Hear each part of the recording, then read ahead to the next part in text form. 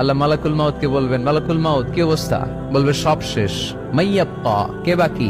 মালাকুল মাউত বলবে জিনেরা বাকি, যাদেরকে দেখা যায় না। আল্লাহ বলবেন জিনদেরকেও শেষ করে ফেলো, রুহু কবজ করো। মালাকুল মাউত আজরাইল জিনদের রুহু কবজ করবে। আল্লাহ এবার জিজ্ঞেস করবে, ইয়া মালাকাল মাউত আখবিরনি মাইয়াব্বা, এবার বলো আর কে বাকি? মালাকুল মাউত বলবে, আল্লাহ মানুষগুলো সব শেষ, জিনগুলাও শেষ, এবার বাকি ইবলিস শয়তান। কে বাকি?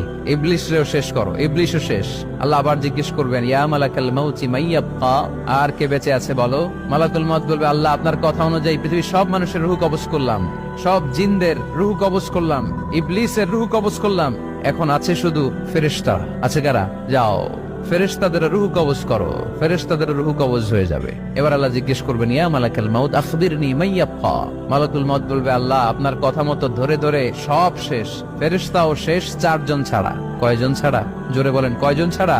ইসরাফিল, জিব্রাইল, মিকাইল, আজরাইল। আল্লাহ এই 4 জন আমরা বাকি। আল্লাহ বলবে, যাও ইযহাব ইনতালিক ইলা জিবরিল ওয়াকবাদ রূহা, জিব্রাইলের রুহু কবজ করো। ইযহাব ইলা ইসরাফিল ওয়াকবাদ রূহা, ইসরাফিলের রুহু কবজ করো। ইযহাব ইলা মিকাইল ওয়াকবাদ রূহা, রুহু কবজ করো। ওই 3 ফেরেশতাও শেষ। এবার আল্লাহ তাআলা জিজ্ঞেস করবেন, ইয়া মালাকাল মাউত আখবিরনি মাইয়াব্বা, হে মালাকুল মাউত আর কে বাকি আছে বলো? মালাকুল মাউত বলবে, আল্লাহ আপনার কথা মতো মানুষগুলো শেষ, জিনগুলো শেষ, ইবলিস শেষ, আমার বাকি 3 ভাই ইসরাফিল, মিকাইল, জিব্রাইলও শেষ, শুধু আমি, শুধু আমি। আল্লাহ বলবেন, কেউ নাই? মালাকুল মাউত বলবে, না আল্লাহ কেউ নাই। এবার আল্লাহ তাআলা বলবেন, মালাকুল মাউত তুমি তো সবাই রে মারছো, এবার তুমি মরো, এবার তুমি মরো, তুমি মরো। শোনার সাথে সাথে মালাকুল মাউতের কাঁপুনি ছুটে যাবে, খিচুনি এসে যাবে ভয়ে। আল্লাহ বলবেন, কাঁপুনি দিয়ে তো লাভ নাই, কারণ কুল্লু নাফসিন যায়িকাতুল। রাব্বুল আলামিন বলবেন, মালাকুল মাউত কেঁদো না, এটাই দুনিয়ার বিধান, আমি আল্লাহর দেয়া বিধান, এটাই, জন্মালেই মরতে হয়। যাও জান্নাত জাহান্নামের মাঝখানে একটা জায়গা আছে, জায়গাটার নাম হলো আরাফ। এই আরাফের মধ্যখানে যে দাঁড়া, ওখানে যে মালাকুল মাউত কাঁপতে থাকবে। মালাকুল মাউত বলবে, আল্লাহ সৃষ্টির শুরুতে যদি জানতাম, সৃষ্টির শুরুতে যদি জানতাম সবাইকে মৃত্যুদান করার পরে, রুহু কবজ করার পরে আমাকেও মরতে হবে, তাহলে এই কঠিন দায়িত্বের ব্যাপারে আপনার কাছে ক্ষমা চাইতাম। আজকে আমারও যে ভাগ্য বরণ করে নিতে হবে সৃষ্টির শুরুতে, আমি এটা কল্পনাই করতে পারি নাই। আল্লাহ বলবেন, নো টক, মুত ইয়া মালাকাল মাউত, মর, মরে যা, মুত, মরে যাও। বলার সাথে সাথে মালাকুল মাউত এক বিকট চিৎকার হাঁকিয়ে মরে যাবে। মালাকুল মাউতের চিৎকারটা সেদিন এত ভয়ঙ্কর হবে, বিষ্ণু ঈসা ইসলাম বলেন, ওই চিৎকারের আওয়াজ যদি পৃথিবীর মানুষেরা কান দিয়ে শুনতে পেত, তাহলে কিয়ামত সংগঠিত হওয়ার জন্য আলাদা করে ইসরাফিলের সিঙ্গার প্রয়োজন হতো না। ওই চিৎকারের আওয়াজে প্রতিটা মানুষ কানের পর্দা ফেটে ওই জায়গায় লাশ হয়ে পড়ে যেত। এবার ডানে বায়ে সামনে পেছনে উপরে নিচে কেউ নাই, একজন ছাড়া। জোরে বলতে হবে, তিনি কে? আল্লাহ তখন পৃথিবীকে একটা ডাক দিবেন, বলবেন, ইয়া দুনিয়া আইনা আনহারুকি, এই পৃথিবী তোর নদীগুলো কোথায়? ইয়া দুনিয়া আইনা আশজারুকি, এই পৃথিবী তোর গাছগুলো কোথায়? বটতলা। ইয়া দুনিয়া আইনাল জিবাল, তোর বড় বড় মাউন্ট এভারেস্ট পাহাড়, আলাস্কা পর্বতমালা, আলপস পর্বতমালা, এগুলো কোথায়? তুর পাহাড় আজকে কোথায়? ইয়া দুনিয়া আইনাল মুলুক, রাজা বাদশারা কোথায়, যারা ক্ষমতার দাপটে পা জমিনে ফেলতে চাইতো না? আইনাল জাবাবেরা, অত্যাচারী স্বৈর শাসকগুলো আজকে কোথায়? কোথায় আজকে? কোনো আওয়াজ নাই। আল্লাহ তখন হুঙ্কার দিয়ে বলবেন, লিমানিল মুলকুল ইয়াউম, who belongs the kingdom today. আল্লাহ চিৎকার দিয়ে বলবেন, আজকে ক্ষমতা কার? আওয়াজ করে বলেন, সেদিন ক্ষমতা কার?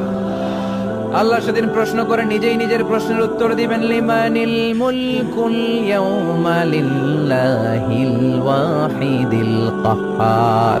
সেদিন ক্ষমতা দুনিয়ার কোন রাজার নাই, কোন বাদশার নাই, কোন স্বৈর শাসকের নাই, কোন সুলতানের নাই, কারো নাই। সেদিন ক্ষমতা চলবে একজনের, তিনি কে? তার নাম হচ্ছে রহমান। তার নাম কি? আরো জোরে বলেন, কি নাম? এজন্য রহমান কারে বলে আজকে চিনতে পারছেন? তার দয়ার শেষ আছে? তার ক্ষমতার কোন কুল কিনারা আছে? তার ধন ভান্ডারে কোনো কমতি আছে? এজন্য লা বিশাইইন মিন নিআমিকা রাব্বানা নুকাযযিবু ফালাকাল হামদ, we don't deny any of your mercy and blessings, all praises to you। আল্লাহ তোমার কোন নিয়ামতকে আমরা অস্বীকার করি না। আল্লাহ প্রথমে ধমক দিয়ে বলছেন, এই মানব জাতি আর জিন জাতি, আমার কোন নিয়ামতকে অস্বীকার করবি? আমরা বলি কোনটাই অস্বীকার করি না। সকল প্রশংসার মালিক একজন, তিনি কে? ইমাম বাইহাকি বলেন, আল্লাহর হাবিব সাল্লাল্লাহু আলাইহি ওয়াসাল্লাম ইরশাদ করেছেন, ইন্না লিকুল্লি শাইইন আরুস ওয়া আরুসুল কুরআনি সূরাতু আর-রাহমান। আলেম ওলামারা বলেন তো আরুস মানে কি? মাশাআল্লাহ, নববধূ। আরুস মানি নতুন বউ, আরুস মানি নতুন বউ, নববধূ। আল্লাহর হাবিব বললেন, লিকুল্লি শাইইন আরুস, সবার একটা করে নববধূ হয়। আর কোরআনের নববধূর নাম সূরা আর-রাহমান। ইন্না লিকুল্লি শাইইন আরুস ওয়া আরুসুল কুরআনি সূরাতু আর-রাহমান। দুনিয়ার প্রত্যেকের জন্য আল্লাহ একজন করে নববধূ দান করেছেন। আল্লাহর কোরআনেরও একটা নববধূ আছে, এই কোরআনের নববধূর নাম সূরা আর-রাহমান। কোরআনের নববধূ, কোরআনের নতুন বউ, কোরআনের নতুন বউ। কেন আল্লাহ এত সূরা থাকতে, 114টা সূরা থাকতে আর রহমানকে কোরআনের নববধূ বললেন? এর কারণ নববধূ যেমনি বাসর রাতে হাতে পায়ে আলতা মেখে, বেনারসি শাড়ি পরে, জুয়েলারি অর্নামেন্টস পরে, পার্লারিং করে, মেকআপ করে হাজবেন্ডের জন্য নিজেকে উজাড় করে সাজায়, ঠিক তেমনি আল্লাহ তাআলা এই দুনিয়াতে আমাদেরকে কি নিয়ামত দিয়েছেন আর